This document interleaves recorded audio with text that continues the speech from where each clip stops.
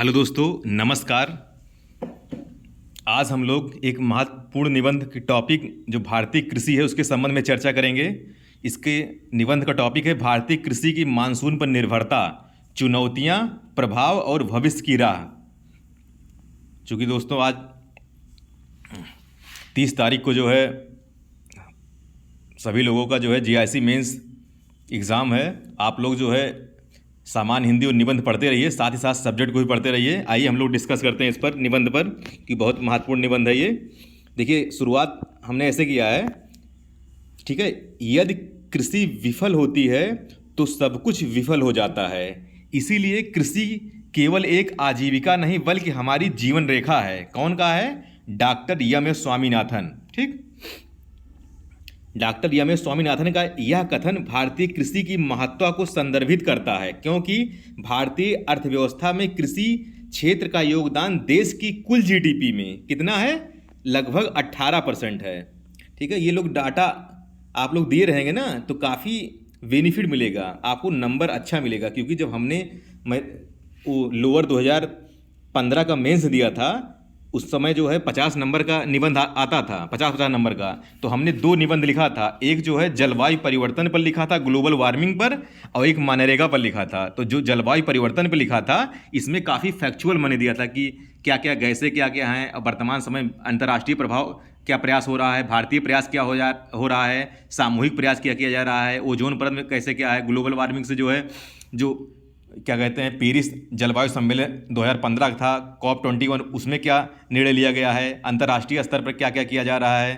ठीक है, carbon credit क्या है, क्योटो प्रोटोकॉल क्या है। तो उनमें उसमें जो है ग्लोबल वार्मिंग हमने सटीक मतलब कॉन्सेप्ट सही तो फैक्ट सही दे रहे। तो उसमें हमको 50 में जो है मिला था 32 नंबर मिला था। ठीक है, 50 में 32 से 35 मिल जाएगा। और लेकिन मनरेगा लिखा था, उसमें फैक्ट लिखा ही नहीं था, उसमें हमको 22 नंबर दे दिए थे। इसीलिए कह रहा हूँ दोस्तों, आप लोग ये फैक्ट नहीं है, ये तो आप लोग पता ही होगा जीडीपी क्या है, जीडीपी में कृषि का योगदान कितना होता है, सर्विस सेक्टर कितना होता है, उद्योग क्या कितना होता है, ये पता होगा। ठीक है, हम आगे डिस्कस करते हैं।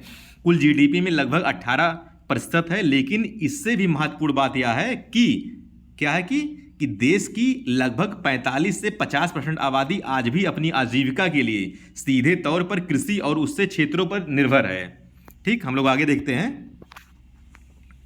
अब देखिए, इसका शुरुआत दे दीजिए। ठीक है, सिंधु घाटी सभ्यता से लेकर आज तकनीकी प्रधान सभ्यता तक कृषि व इससे संबंधित क्षेत्रों की महत्ता दिन प्रतिदिन बढ़ रही है, और आने वाला भविष्य भी इसको नकार नहीं पाएगा। देखिए दोस्तों, कहीं कहीं हमने कट किया है, क्योंकि कहीं स्पेलिंग मिस्टेक हो गई, कहीं कुछ हो गया, तो उसको आप लोग इग्नोर करिएगा। ठीक है, नेक्स्ट हम लोग देखते हैं। अब देखिए नकार नहीं पाएगा। भारत जैसे विकासशील और विशाल आबादी वाले देश में, ठीक है, जहां कृषि अर्थव्यवस्था की रीढ़ है, वहां मानसून की एक छोटी सी अनिश्चितता संपूर्ण देश के आर्थिक और सामाजिक व्यवस्था को डगमगा कर रख देती है। चूंकि वर्तमान में चीन को पछाड़कर भारत सर्वाधिक आबादी वाला देश, लगभग 140 से 45 करोड़ आबादी है इंडिया में। ठीक है, नेक्स्ट हम लोग देखते हैं मानसून की निर्भरता कैसे है। भारत में कुल कृषि योग्य भूमि का लगभग 50% से अधिक हिस्सा आज भी पूरी तरह से वर्षा आधारित है। भारत में होने वाली कुल वार्षिक वर्षा का लगभग 75% हिस्सा जून से सितंबर के बीच दक्षिणी पश्चिमी मानसून से प्राप्त होता है। ये लोग आप लोग उसमें पढ़े होंगे, बाढ़ वाले में पढ़े होंगे। ठीक है, तो डाटा एक पेज में आप लोग डाटा लिख लीजिए। ठीक है, जो ध्यान रहेगा लिखिएगा, नहीं कोई बात नहीं है। इसी दौरान देश की मुख्य खाद्यान्न फसल यानी खरीफ की, जैसे रबी खरीफ जान ही रहे होंगे आप लोग, धान, मक्का, बाजरा इत्यादि उगाई जाती है।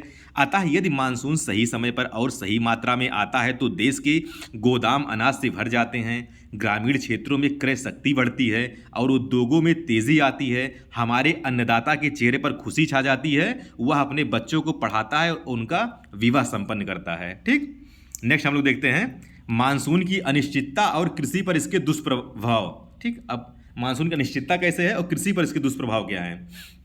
पहले कृषि पर देखेंगे, फिर अन्य क्षेत्रों पर देखेंगे। जलवायु परिवर्तन और अधिकाधिक प्राकृतिक संसाधनों के दोहन की इस दौर में मानसून का व्यवहार तेजी से बदला है, जिससे सूखे व बाढ़ की बारंबारता कृषि अर्थव्यवस्था को भारी नुकसान पहुंचाती हैं या पहुंचा रही हैं। देखिए, बाढ़ में दे दीजिएगा क्या क्या नुकसान हो रहा है, बाढ़ कैसे कैसे प्रभावित कर रही है। तो आप बाढ़ आप लोग पढ़े निबंध। सूखा क्या है? सूखा समय पर बारिश ना होना या कम बारिश होना, इससे क्या होगा? इससे फसल सूख जाएगी। ठीक, तो कृषक जो है ऋणग्रस्तता की स्थिति में चला जाएगा और वो आत्महत्या के लिए मजबूर हो जाएगा, जैसे आजकल महाराष्ट्र में घटनाएं घट रही हैं। तो ये आप देखिए, आप लोग बाढ़ में भी पढ़े, अन्य जगह पढ़ रहे हैं, तो ये आप लोग कंठस्थ यानी फैक्ट कंठस्थ हो जाएगा। ठीक, उदाहरण के लिए देखिए, उदाहरण भी दे दीजिए। अभी आप लोग रील वगैरह में देख रहे होंगे कि महिलाएं पानी के लिए नीचे चट्टान से होते हुए नीचे गड्ढे में 30 फीट नीचे जा रही हैं। गुजरात के बलसाड़ और महाराष्ट्र के नासिक में महिलाएं पानी के लिए 30 फीट नीचे गड्ढे में जाना पड़ता है यहाँ पर। ऐसा इसलिए क्योंकि जल स्तर नीचे जा रहा है और वर्षा की अनियमितता हो रही है। नेक्स्ट हम लोग देखते हैं अतिवृष्टि और बादल फटना। ये लोग आप देख रहे हैं उत्तराखंड और हिमाचल में बादल फट रहा है कुछ समय से, जो है कुछ समय पहले जो है, इससे क्या हुआ, कुछ समय में अधिक अतिवृष्टि मतलब अधिक वर्षा होना। ठीक है, फसलें सड़ जा रही हैं, मिट्टी का कटाव बढ़ रहा है। अब नेक्स्ट हम लोग देते हैं फसल चक्र में व्यवधान क्या पड़ रहा है। देखिए, मानसून जल्दी आने से कभी जल्दी आ जाता है, कभी देर आ जाता है। इससे क्या हुआ, किसान हम लोग सही समय पर बुआई नहीं कर पाते हैं। तो बुआई नहीं कर पाएंगे सही समय पर तो पैदावार कम होगी, पैदावार भी कम होगी, साथ साथ गुणवत्ता कम होगी, तो तमाम समस्याएं आएंगी, तमाम सामाजिक आर्थिक समस्याएं आएंगी। ठीक, अब देखिए इसका अन्य चीज़ों पर, कृषि के साथ साथ अन्य पर प्रभाव। चूंकि कृषि की मानसून पर यह निर्भरता केवल खेतों तक सीमित नहीं रही, बल्कि पूरी अर्थव्यवस्था को डगमगा देती है। कहाँ कहाँ डगमगाती है, किसको प्रभाव डालती है? महंगाई बढ़ जाती है। क्या? महंगाई बढ़ जाती है, खाद्य संकट उत्पन्न हो जाता है, ग्रामीण संकट उत्पन्न हो जाता है और लोगों में पलायन बढ़ जाता है। ठीक, अब इसका विस्तार चर्चा करेंगे हम लोग। देखिए, महंगाई आप लोग लीजिए, महंगाई कैसे कैसे बढ़ रही है, आप देख ही रहे हैं आज महंगाई क्या मैटर चल रहा है। महंगाई इतना ज़्यादा बढ़ती चली जा रही है। अब देखिए, राजकोषीय घाटा, हाँ राजकोषीय घाटा बढ़ रहा है, औद्योगिक घाटा बढ़ रहा है। ये भी इसमें देखिए पॉइंट वाइज। तो राजकोषीय घाटा में क्या है, देखिए बजट जो प्रस्तुत होता है, राजस्व घाटा राजकोषीय घाटा। देखिए, राजस्व घाटा सरकार को क्या करना पड़ता है, राहत पैकेज देती है। सरकार क्या करती है, राहत पैकेज देती है, कर्ज माफ करती है और सामानों को आयात करती है। इससे राजकोषीय घाटा बढ़ता चला जाता है। ये हो गया। अब देखिए, औद्योगिक घाटा कैसे होता है, चूंकि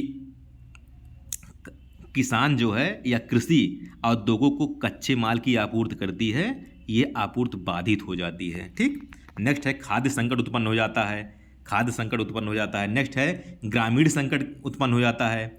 जब फसलें बर्बाद हो जाती हैं, ठीक है, जब फसलें बर्बाद हो जाएंगी, किसान कर्ज के जाल में चला जाएगा, तो आत्महत्या जैसे गंभीर सामाजिक संकट का कारण बनता है ये। ठीक, उसके बाद देखिए, पलायन से क्या होता है, ग्रामीण अपनी आजीविका के लिए पलायन करते हैं शहरों की तरफ। उससे क्या होता है, शहरों के बुनियादी ढांचे में प्रभाव पड़ता है। जब भारी, जैसे आजकल देखिए मुंबई दिल्ली में आज इतना जनसंख्या है कि वहाँ पर जो है नगर निगम और प्राधिकरण को जो है उचित चीज़ों को जो है मेंटेन करने में काफ़ी परेशानी होती है। नेक्स्ट हम लोग देखते हैं ऐसी स्थिति आने पर क्या क्या प्रयास किए जाते हैं। ठीक है, अब क्या क्या प्रयास किए गए हैं सरकारी। देखिए, सरकारी वो प्रयास व नीतियाँ देखिए, सरकारी प्रयास व नीतियाँ देख लीजिए आप लोग। प्रधानमंत्री कृषि सिंचाई योजना, ये आप लोग जीएस में पढ़े होंगे, कब शुरू, कई बार पीटी में पूछा ये, तो 2015 में शुरू की गई थी। इसका उद्देश्य क्या है, इसका उद्देश्य ये है कि हर घर खेतों तक पानी पहुँचाना, और दूसरा क्या है, सिंचाई कवरेज का विस्तार करना। ठीक, ये हो गया। अब इसके तहत क्या होता है, इसके तहत और उद्देश्य क्या है, ड्रिप सिंचाई, स्प्रिंकलर सिंचाई जैसी सूक्ष्म सिंचाई प्रणाली को बढ़ावा दिया जाता है। ड्रिप सिंचाई मतलब बूंद बूंद सिंचाई, और स्प्रिंकलर मतलब फुवारा वाली, जो फुवारा नहीं लगाते हैं जिससे पानी का जो है दोहन ना हो पाए। ठीक है, जहाँ उपयुक्त स्थान हो वहीं पर उपयुक्त पानी पहुँचे फुब्बारा के माध्यम से। ठीक है, नेक्स्ट हम लोग देखते हैं, इसका नारा क्या है, हर घर खेत को पानी और प्रति बूंद अधिक पानी। ठीक, नेक्स्ट देखते हैं हम लोग, ये भी आप लोग प्रीम पढ़े होंगे जीएस में कि इंपॉर्टेंट है, कई बार पूछा है, देखिएगा आप लोग। प्रधानमंत्री फसल बीमा योजना शुरू की गई थी 2016 में। उद्देश्य क्या है इसका उद्देश्य क्या है, सूखे, बाढ़, कीट या रोगों से जब फसल बर्बाद हो जाती है तो किसानों को क्या करना, पैसा देना, वित्तीय सहायता देना, आर्थिक सुरक्षा उनकी करना।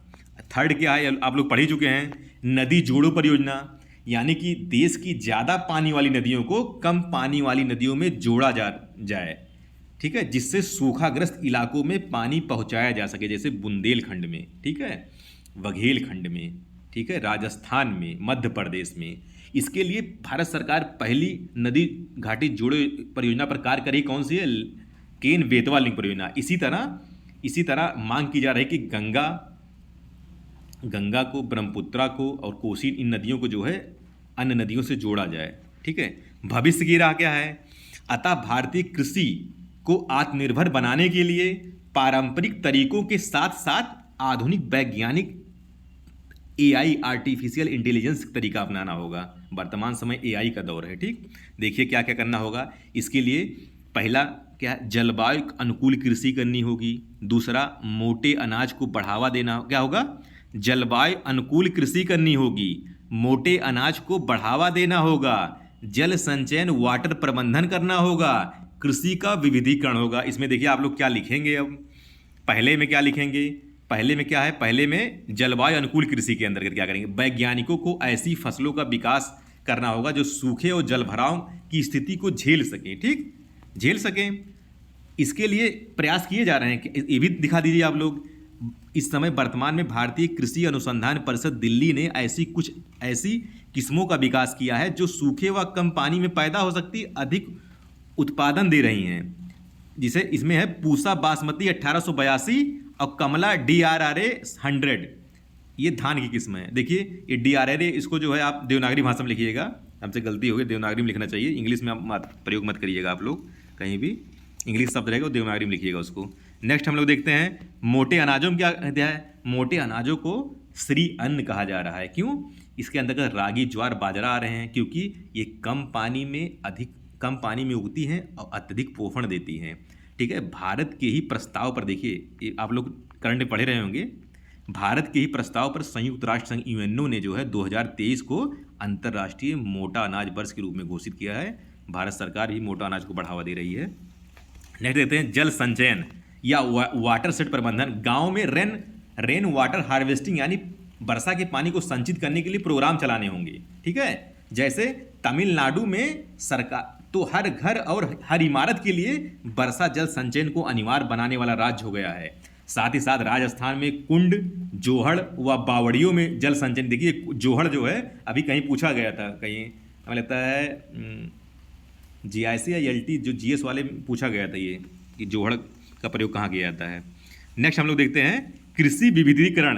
किसानों को केवल धान व गेहूं पर निर्भर रहने के बजाय उनको क्या करना पड़ेगा, उनको पशुपालन के लिए बढ़ावा देना पड़ेगा, डेयरी के लिए काम करें, मधुमक्खी पालें, बागवानी करें, ठीक। नेक्स्ट हम लोग देखते हैं निष्कर्ष। देखिए आप देखिए 21वीं सदी के भारत में जहां हम डिजिटल क्रांति और अंतरिक्ष में नए कीर्तिमान स्थापित कर रहे हैं, वहां हमारी कृषि का मानसून पर इस हद तक निर्भर रहना एक बड़ा चिंता का विषय है, ठीक, चिंतक विषय हो गया। अब क्या करेंगे, चूंकि मानसून प्रकृति का चक्र है, ठीक है, आप जो है प्रकृति से छेड़छाड़ नहीं कर सकते हैं, ठीक है, प्रकृति, क्योंकि देखिए रामायण में एक प्रसंग है, विनय न मानत जलद जड़ गए 3 दिन बीत, बोले राम सकोप सब भय बिन होत न प्रीत। यानी कि जब भगवान राम गुस्सा जाते हैं तो उसके प्रत्युत्तर में समुद्र देवता निकलते हैं, कहते हैं हे श्रेष्ठ, हे महानुभाव, हे पुरुषोत्तम, आप तो महान हैं, आप तो सर्वे सर्वा हैं, आप प्रकृति के साथ छेड़छाड़ मत करिए, प्रकृति जैसे चल रही है वैसे चलने दीजिए, मैं एक उपाय देता हूँ, ठीक है। ये नेक्स्ट देते हैं हम लोग, इसके दुष्प्रभावों को न्यूनतम जरूर किया जा सकता है जब तक हम भारत के अंतिम छोर पर बैठे किसान के खेत तक 12 मासी सिंचाई की सुविधा नहीं पहुंचा देते, तब तक विकसित भारत और आत्मनिर्भर किसान का सपना अधूरा ही रहेगा, ठीक। इसके लिए सरकार को, वैज्ञानिकों को और स्वयं किसानों के सामूहिक प्रयासों से ही हम भारतीय कृषि को मानसून के जुए से मुक्त कराकर एक समृद्ध भविष्य की नींव रख सकते हैं। इस तरह दोस्तों ये निबंध समाप्त हुआ, ठीक है। आप लोग बताइएगा और किस किस टॉपिक में निबंध डिस्कस किया जाए। आप लोग जो है, अगर आप लोग को अच्छा लग रहा हो ये भाषा शैली और ये लेखन का तरीका और अभिव्यक्ति की अवधारणा, तो आप लोग प्लीज़ चैनल को सब्सक्राइब कर दीजिए, लाइक कर दीजिए। ठीक है, आप लोग ऐसे अपना सहयोग और प्यार बनाए रखिए। धन्यवाद दोस्तों।